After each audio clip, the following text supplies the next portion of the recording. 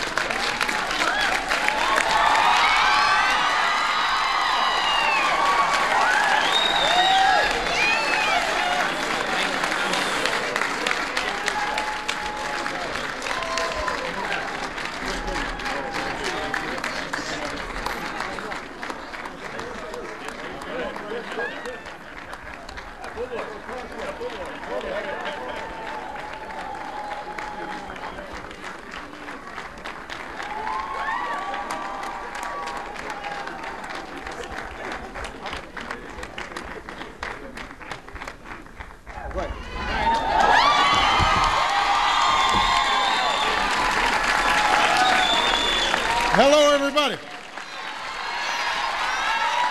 Oh, it is good to be back. It is good to be back, and I'm glad. And due to popular demand, I decided to bring the First Lady down here.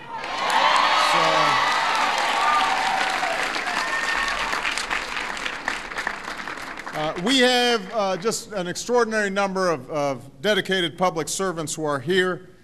If you will be patient with me, I want to make sure that all of them are acknowledged. First of all, you've got the governor of the great state of Louisiana, Bobby Jindal, is here. We have the outstanding mayor of New Orleans, Mitch Landrieu.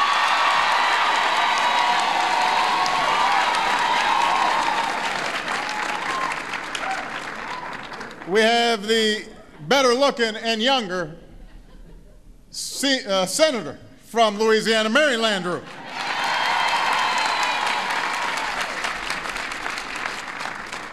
I believe that Senator David Vitter is here. David, right here. We have, hold on a second now. We've got Congressman Joe Gow is here. Congressman Charlie Mélenchon is here. Congressman Steve Scalise is here. Secretary of Housing and Urban Development, who has been working tirelessly down here in Louisiana, Sean Donovan. We got our EPA Administrator, Lisa Jackson, here. Homegirl. Administrator of FEMA, Craig Fugate, is here. The person who's heading up our community service efforts all across the country, Patrick Corvington, is here. Louisiana's own Regina Benjamin, the Surgeon General. A Xavier grad, I might add.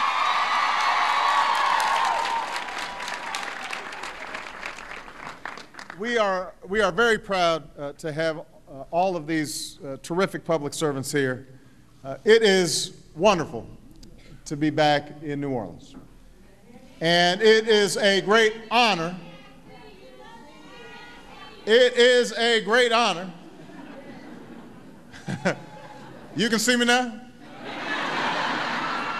Okay. It is a great honor to be back at Xavier University. And it's just inspiring to spend time with people who've demonstrated what it means to persevere in the face of tragedy, to rebuild in the face of ruin. I'm grateful to Jade for her introduction, and congratulate you on being crowned Miss Xavier.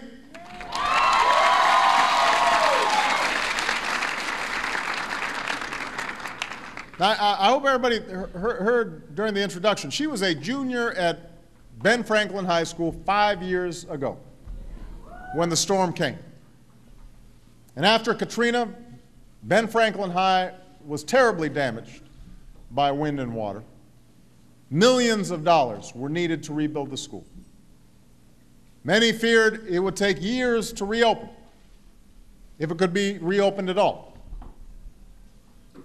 But something remarkable happened. Parents, teachers, students, volunteers, they all got to work making repairs. And donations came in from across New Orleans and around the world. And soon those silent and darkened corridors they were bright, and they were filled with the sounds of young men and women, including Jade, who were going back to class. And then Jade committed to Xavier, a university that likewise refused to succumb to despair. So Jade, like so many students here at this university, embody hope. That sense of hope in difficult times. That's what I came to talk about today. It's been 5 years since Katrina ravaged the Gulf Coast.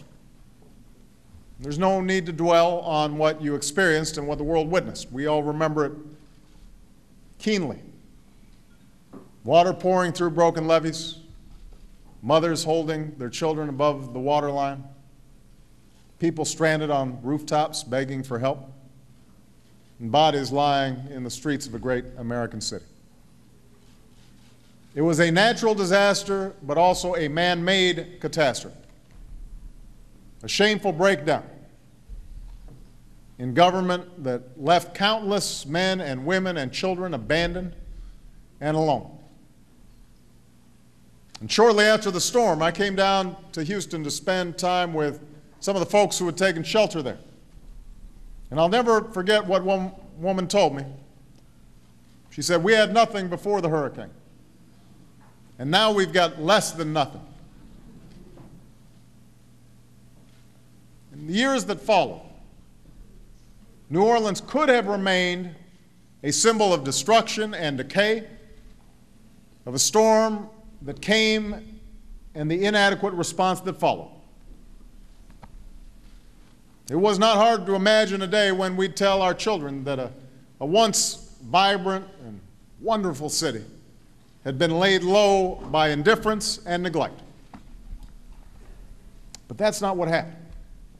It's not what happened at Ben Franklin. It's not what happened here at Xavier. It's not what happened across New Orleans and across the Gulf Coast. Instead, this city has become a symbol of resilience and of community and of the fundamental responsibility that we have to one another. And we see that here at Xavier. Less than a month after the storm struck, amidst debris and flood-damaged buildings, President Francis promised that this university would reopen in a matter of months. Some said he was crazy. Some said it couldn't happen.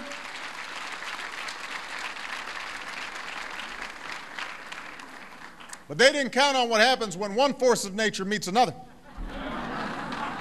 And by January, 4 months later, class was in session. Less than a year after the storm, I had the privilege of delivering a commencement address to the largest graduating class in Xavier's history.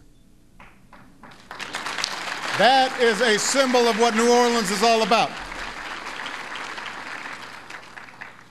We see New Orleans in the efforts of Jocelyn Hines, who's here today. Katrina left her house 14 feet underwater. But after volunteers helped her rebuild, she joined AmeriCorps to serve the community herself, part of a wave of AmeriCorps members who've been critical to the rebirth of this city and the rebuilding of this region. So today she manages a local center for mental health and wellness. We see the symbol that this city has become in the St. Bernard Project, whose founder, Liz McCartney, is with us. This endeavor has drawn volunteers from across the country to rebuild hundreds of homes throughout St. Bernard Parish and the lower Ninth Ward. I've seen the sense of purpose people felt after the storm when I visited Musicians Village in the Ninth Ward back in 2006. Volunteers were not only constructing houses, they were coming together to preserve the culture of music and art that's part of the soul of this city and the soul of this country. And today, more than 70 homes are complete and construction's underway on the Ellis Marsalis Center for Music. We see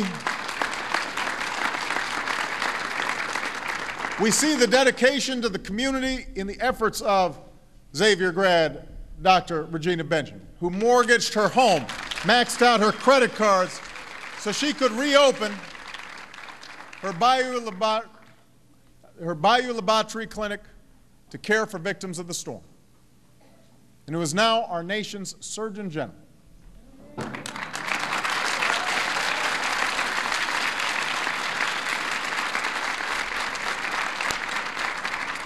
We see resilience and hope exemplified by students at Carver High School, who have helped to raise more than $1 million to build a new community track and football field, their field of dreams for the Ninth Ward.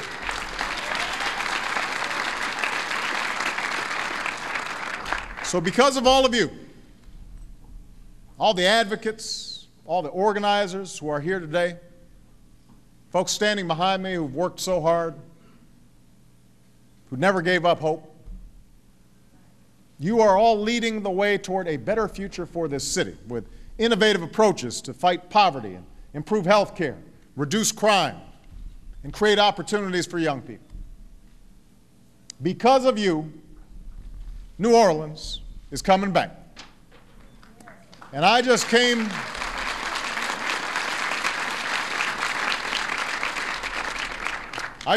from Parkway Bakery and Tavern. And 5 years ago, the storm nearly destroyed that neighborhood institution. I saw the pictures. Now they're open, business is booming, and that's some good eats. I had the shrimp po' boy and some of the gumbo, but I skipped the bread pudding because I thought I might fall asleep while I was speaking. But I've got it saved for later.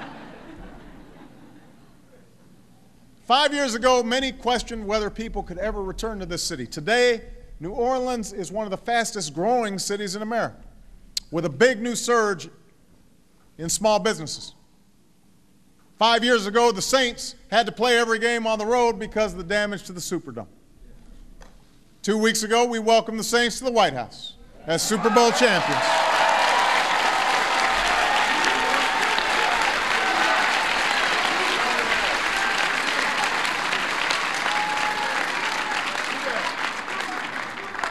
There was also food associated with that. We marked the occasion with a 30-foot po' boy made with shrimps and oysters from the Gulf. And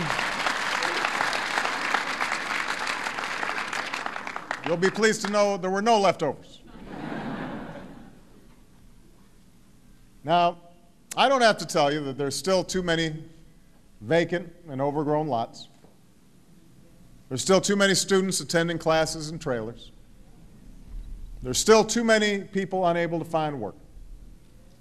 And there's still too many New Orleans folks who haven't been able to come home.